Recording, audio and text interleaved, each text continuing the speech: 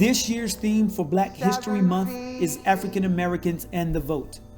The year 2020 marks the centennial of the 19th Amendment and the culmination of the women's suffrage movement.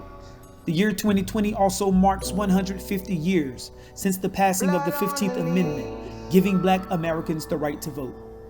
The theme recognizes the struggle for voting rights among both Black men and women throughout American history, and the rise of Black elected and appointed officials at the local and national levels, campaigned for equal rights legislation, as well as the role of Blacks in traditional and alternative political parties. The fight for voting rights among African Americans is a journey of men and women who caught bullets so we can cast ballots. This is the story of the countless, nameless men and women who swung from trees so we can swing by the polls. And this month we recount their bravery, remember their sacrifices as our spirits are revived, moving forward with a renewed sense of urgency to continue the work of our ancestors. We begin this journey in Mississippi with the works of Fannie Lou Hamer.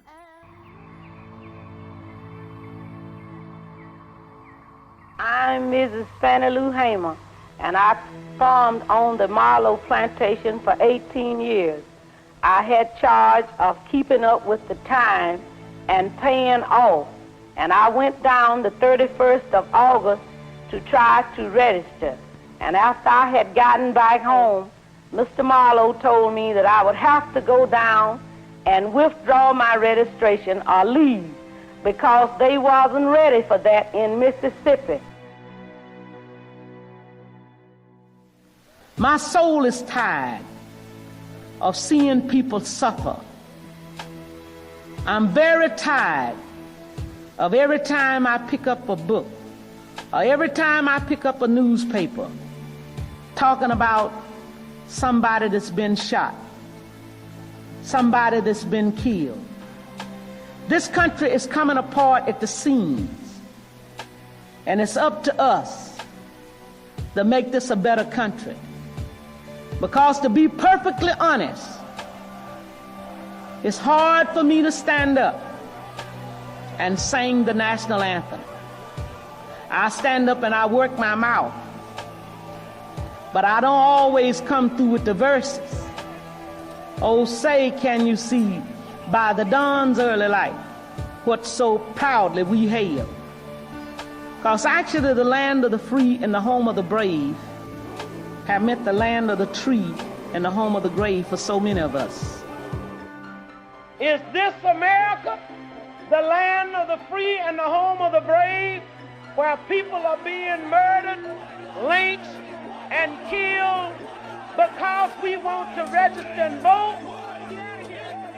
I don't think there's even a white person under the sun could say they would be patient as long as we've been patient. This is just a lot of crap that folks talk about true democracy of this country, because ain't nobody had it. You hadn't had it because you can't have yours until I have mine. We are sick and tired of being sick and tired. For so many years, Negroes have suffered in the state of Mississippi. And we are tired of people saying that we are satisfied, because we are everything but satisfied. This country is sick. And the only way this country will survive is people working like you and like I'm working, that's really concerned about human beings of this country. Because other than that, a house divided against itself cannot stand. And the same thing goes with a nation. A nation divided against itself cannot stand. And it's gonna take people like you that's concerned about this country that can make a great society. The salvation of this country will rest on your shoulders, all of your shoulders.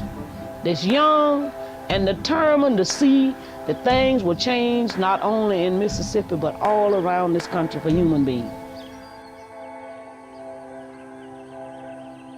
And before I be a slave, I'll be buried in my grave and go home.